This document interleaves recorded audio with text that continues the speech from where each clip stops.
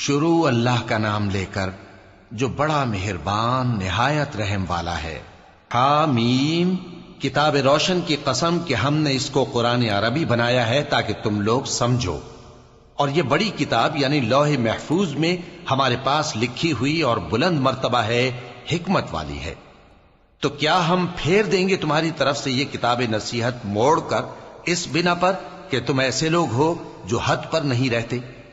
اور ہم نے پہلے لوگوں میں بھی بہت سے پیغمبر بھیجے تھے، اور جو پیغمبر بھی ان کے پاس آتا تھا تو وہ اس سے ضرور تمسخر کرتے تھے، تو جو ان میں سخت زور والے تھے ان کو ہم نے ہلاک کر دیا، اور پہلے لوگوں کی حالت گزر چکی۔ اور اگر تم ان سے پوچھو کہ آسمانوں اور زمین کو کس نے پیدا کیا ہے، تو کہہ دیں گے کہ ان کو غالب اور علم والے اللہ نے پیدا کیا ہے، جس نے تمہارے لیے زمین کو بچھونا بنایا اور اس میں تمہارے لیے رستے بنائے تاکہ تم راہ راست پر چلو، اور جس نے ایک اندازے کے ساتھ آسمان سے پانی نازل کیا، پھر ہم نے اس سے مردہ زمین کو زندہ کیا، اسی طرح تم زمین سے نکالے جاؤ گے۔ اور وہی ہے جس نے سب چیزوں کے جوڑے بنائے اور تمہارے لیے کشتیاں اور چوپائے بنائے جن پر تم سوار ہوتے ہو تاکہ تم ان کی پیٹھ پر چڑھ بیٹھو، اور جب اس پر بیٹھ جاؤ پھر اپنے پروردگار کے احسان کو یاد کرو اور کہو کہ وہ ذات پاک ہے جس نے اس کو ہمارے زیر فرمان کر دیا، اور ہم میں طاقت نہیں تھی کہ اس کو بس میں کر لیتے، اور ہم اپنے پروردگار کی طرف لوٹ کر جانے والے ہیں۔ اور انہوں نے اس کے بندوں میں سے اس کے لیے اولاد مقرر کی، بے شک انسان سراسر ناشکرا ہے۔ کیا اس نے اپنی مخلوقات میں سے خود تو بیٹیاں لیں اور تم کو چن کر بیٹے دے دیے؟ حالانکہ جب ان میں سے کسی کو اس ہستی کی یعنی لڑکی کی خوشخبری دی جاتی ہے جو انہوں نے اللہ کے لیے بیان کی ہے تو اس کا چہرہ سیاہ پڑ جاتا ہے اور وہ اندر ہی اندر گھٹنے لگتا ہے۔ کیا وہ ہستی جو زیوروں میں پرورش پائے اور جھگڑے کے وقت بات نہ کر سکے اللہ کی اولاد ہو سکتی ہے؟ اور انہوں نے فرشتوں کو کہ وہ رحمان کے بندے ہیں اس کی بیٹیاں ٹھہرایا۔ کیا یہ ان کی پیدائش کے وقت حاضر تھے؟ ان قریب ان کی شہادت لکھ لی جائے گی اور ان سے باز پرس کی جائے گی۔ اور کہتے ہیں اگر رحمان چاہتا تو ہم ان کو نہ پوچھتے، ان کو اس کا کچھ علم نہیں، یہ تو صرف اٹکلیں دوڑا رہے ہیں۔ یا ہم نے ان کو اس سے پہلے کوئی کتاب دی تھی کہ یہ اس سے استدلال کرتے ہوں؟ بلکہ کہنے لگے کہ ہم نے اپنے باپ دادا کو ایک طریقے پر پایا ہے اور ہم انہی کے قدم بقدم چل رہے ہیں۔ اور اسی طرح ہم نے تم سے پہلے کسی بستی میں کوئی خبردار کرنے والا نہیں بھیجا مگر وہاں کے خوشحال لوگوں نے کہا کہ ہم نے اپنے باپ دادا کو ایک راہ پر پایا ہے اور ہم قدم بقدم انہی کے پیچھے چلتے ہیں۔ پیغمبر نے کہا اگرچہ میں تمہارے پاس ایسا دین لایا ہوں کہ جس رستے پر تم نے اپنے باپ دادا کو پایا وہ اس سے کہیں زیادہ سیدھا رستہ دکھاتا ہو، تو کہنے لگے کہ جو دین تم دے کر بھیجے گئے ہو ہم اس کو نہیں ماننے کے، تو ہم نے ان سے انتقام لیا، سو دیکھ لو کہ جھٹلانے والوں کا انجام کیسا ہوا۔ اور جب ابراہیم نے اپنے باپ اور اپنی قوم سے کہا کہ جن چیزوں کو تم پوجتے ہو میں ان سے بیزار ہوں، ہاں جس نے مجھ کو پیدا کیا وہی مجھے سیدھے رستے پر لے چلے گا، اور یہی بات وہ اپنے بعد اپنی اولاد میں چھوڑ گئے تاکہ وہ اللہ کی طرف رجوع رہیں۔ بات یہ ہے کہ میں ان کفار کو اور ان کے باپ دادا کو مال و متاع دیتا رہا یہاں تک کہ ان کے پاس حق اور صاف صاف بیان کرنے والا پیغمبر آ پہنچا، اور جب ان کے پاس حق یعنی قرآن آیا تو کہنے لگے کہ یہ تو جادو ہے اور ہم اس کو نہیں ماننے کے، اور یہ بھی کہنے لگے کہ یہ قرآن ان دونوں بستیوں یعنی مکے اور طائف میں سے کسی بڑے آدمی پر کیوں نازل نہ کیا گیا؟ کیا یہ لوگ تمہارے پروردگار کی رحمت کو بانٹتے ہیں؟ ہم نے ان میں ان کی معیشت کو دنیا کی زندگی میں تقسیم کر دیا اور ایک کے دوسرے پر درجے بلند کیے تاکہ ایک دوسرے سے خدمت لے، اور جو کچھ یہ جمع کرتے ہیں تمہارے پروردگار کی رحمت اس سے کہیں بہتر ہے۔ اور اگر یہ خیال نہ ہوتا کہ سب لوگ ایک ہی جماعت ہو جائیں گے تو جو لوگ اللہ سے انکار کرتے ہیں ہم ان کے گھروں کی چھتیں چاندی کی بنا دیتے اور سیڑھیاں بھی جن پر وہ چڑھتے، اور ان کے گھروں کے دروازے بھی اور تخت بھی جن پر تکیہ لگاتے ہیں، اور یہ سب چیزیں سونے کی بھی بنا دیتے، اور یہ سب دنیا کی زندگی کا تھوڑا سا سامان ہے، اور آخرت تمہارے پروردگار کے ہاں پرہیزگاروں کے لیے ہے۔ اور جو کوئی رحمان کی یاد سے آنکھیں بند کر لے یعنی تغافل کرے ہم اس پر ایک شیطان مقرر کر دیتے ہیں تو وہ اس کا ساتھی ہو جاتا ہے، اور یہ شیطان ان کو رستے سے روکتے رہتے ہیں اور وہ سمجھتے ہیں کہ وہ سیدھے رستے پر ہیں، یہاں تک کہ جب وہ ہمارے پاس آئے گا تو اس شیطان سے کہے گا کہ اے کاش مجھ میں اور تجھ میں مشرق و مغرب کا فاصلہ ہوتا، تو برا ساتھی ہے۔ اور جب تم ظلم کرتے رہے تو آج تمہیں یہ بات فائدہ نہیں دے سکتی کہ تم سب عذاب میں بھی شریک ہو۔ تو کیا تم بہرے کو سنا سکتے ہو یا اندھے کو رستہ دکھا سکتے ہو، اور جو کھلی گمراہی میں ہو اسے راہ راست پر لا سکتے ہو؟ پھر اے پیغمبر، اگر ہم تم کو وفات دے کر اٹھا لیں تو بھی ان لوگوں سے تو ہم انتقام لے کر رہیں گے، یا تمہاری زندگی ہی میں تمہیں وہ عذاب دکھا دیں گے جس کا ہم نے ان سے وعدہ کیا ہے، کیونکہ ہم ان پر قابو رکھتے ہیں۔ پس تمہاری طرف جو وحی کی گئی ہے اس پر مضبوطی سے جمے رہو، بے شک تم سیدھے رستے پر ہو، اور یہ قرآن تمہارے لیے اور تمہاری قوم کے لیے نصیحت ہے، اور لوگوں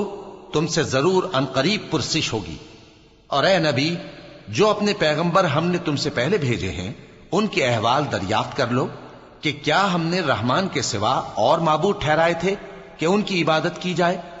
اور ہم نے موسیٰ کو اپنی نشانیاں دے کر فرعون اور اس کے درباریوں کی طرف بھیجا تو انہوں نے کہا کہ میں پروردگار عالم کا بھیجا ہوا ہوں۔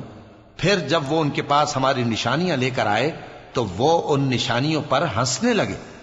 اور جو نشانی ہم ان کو دکھاتے وہ پہلی سے بڑی ہوتی تھی، اور ہم نے ان کو عذاب میں پکڑ لیا تاکہ باز آئیں، اور کہنے لگے کہ اے جادوگر، اس عہد کے مطابق جو تیرے پروردگار نے تجھ سے کر رکھا ہے اس سے دعا کر، بے شک ہم ہدایت یاب ہوں گے۔ سو جب ہم نے ان سے عذاب دور کر دیا تو وہ عہد شکنی کرنے لگے، اور فرعون نے اپنی قوم سے پکار کر کہا کہ اے قوم، کیا مصر کی حکومت میرے ہاتھ میں نہیں ہے، اور یہ نہریں جو میرے محلوں کے نیچے بہ رہی ہیں میری نہیں ہیں؟ کیا تم دیکھتے نہیں؟ بے شک میں اس شخص سے جو کچھ عزت نہیں رکھتا اور صاف گفتگو بھی نہیں کر سکتا کہیں بہتر ہوں۔ تو اس پر سونے کے کنگن کیوں نہ اتارے گئے، یا یہ ہوتا کہ فرشتے جمع ہو کر اس کے ساتھ آتے؟